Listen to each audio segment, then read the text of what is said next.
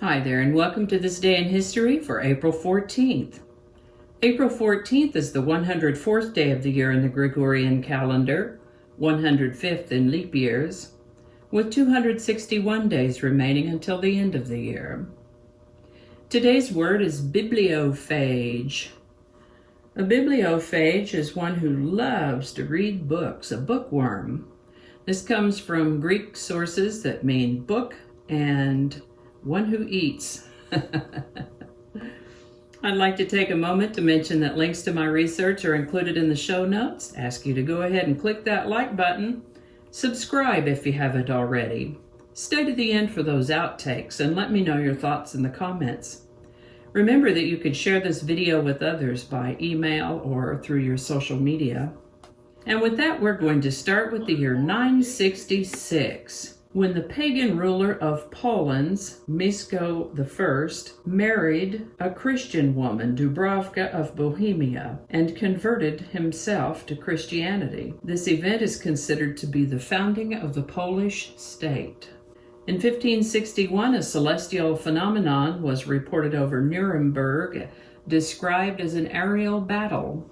On April 14th of 1775, the first abolition society in North America was established. It was called the Society for the Relief of Free Negroes Unlawfully Held in Bondage, and it was organized in Philadelphia by Benjamin Franklin and Benjamin Rush.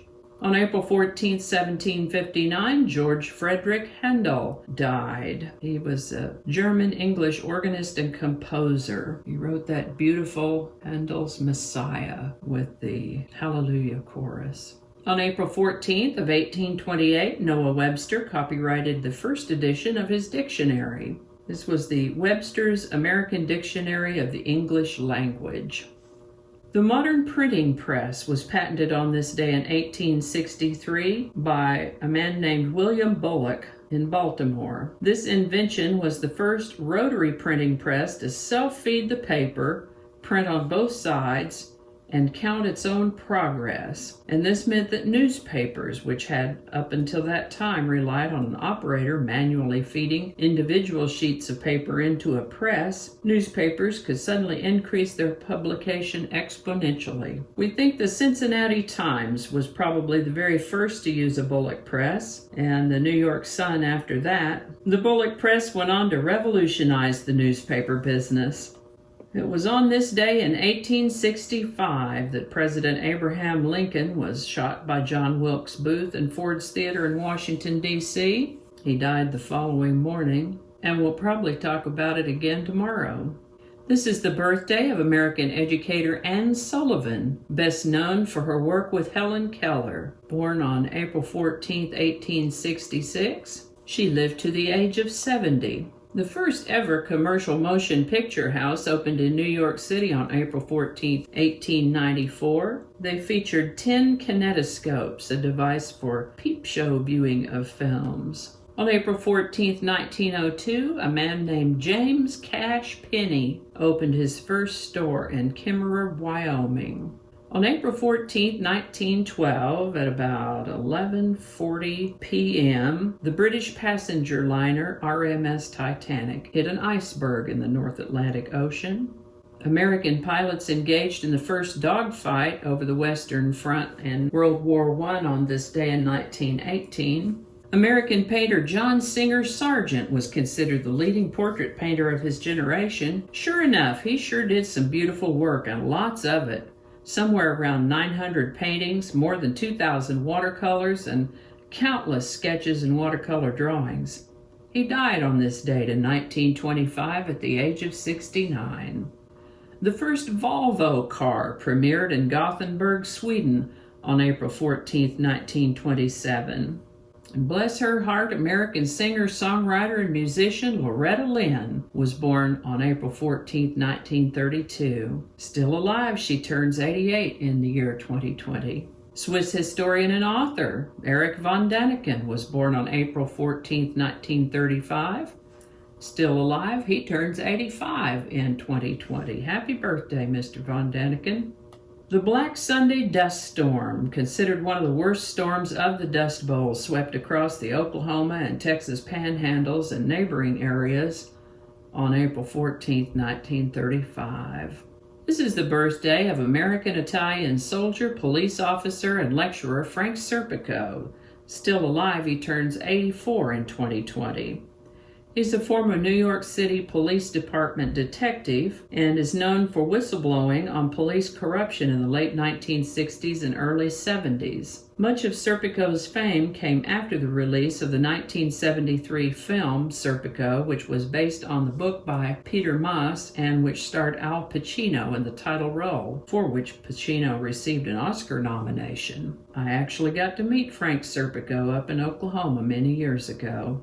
On April 14, 1939, The Grapes of Wrath by American author John Steinbeck was first published by the Viking Press. This is the birthday of American baseball player and manager Pete Rose, born April 14, 1941. Still alive, he turns 79 in the year 2020. On this day in 1969, Katharine Hepburn and Barbra Streisand tied for Best Actress Oscar. April 14, 1975, Operation Babylift concluded after flying 2,600 South Vietnamese orphans to the United States. On April 14, 1981, the first operational space shuttle, Columbia, completed its first test flight. On April 14, 1986, the heaviest hailstones ever recorded, 1 kilogram or 2.2 pounds, fell in Bangladesh, killing 92 people. On April 14, 2003, the Human Genome Project was completed.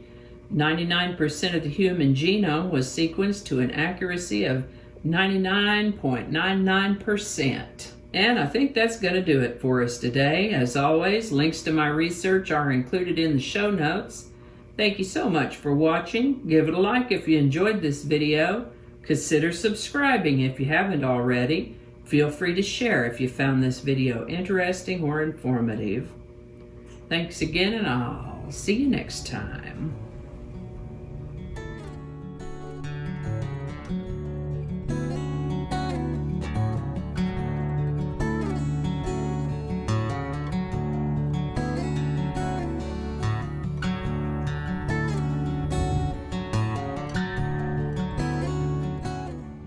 On April 3rd, is the 14th. On April 12th, 1927, of course it was the 12th, that's what we're talking about. To the Mediterranean, oh good grief. All right, where are we now? We'll start from the beginning. And we'll probably leave that part out. I don't know how all that's gonna go together, or if it's even gonna make it to the video, we'll just see. That's not gonna go. Yeah, we're gonna cut those out. That'll all be laying on the cutting room floor. So I'll just do that whole thing over. That might not make it into the video, we'll see. Changing it up.